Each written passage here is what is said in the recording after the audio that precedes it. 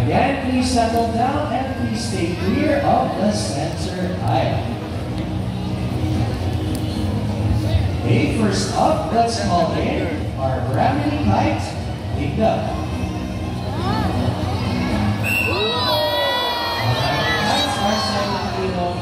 Wow! So these birds are widespread around the subcontinents of India, Southeast Asia, and Australia, where they are known as sea eagles.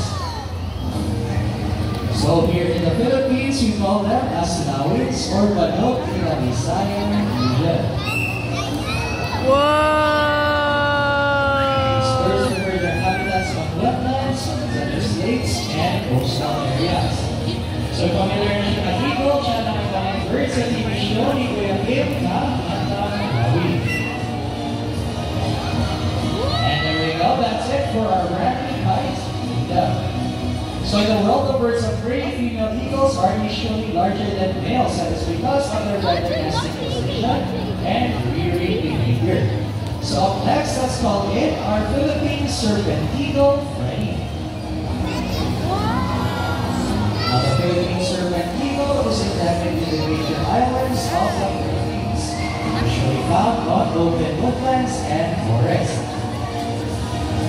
Now they're called serpent eagles because in the wild their primary diet mainly consists of reptiles, smaller birds, and snakes. Now they're distinguishable from other species of eagles by more well-defined spots on their bodies and wings. You guys know that your time is ready, as Freddy will fly across.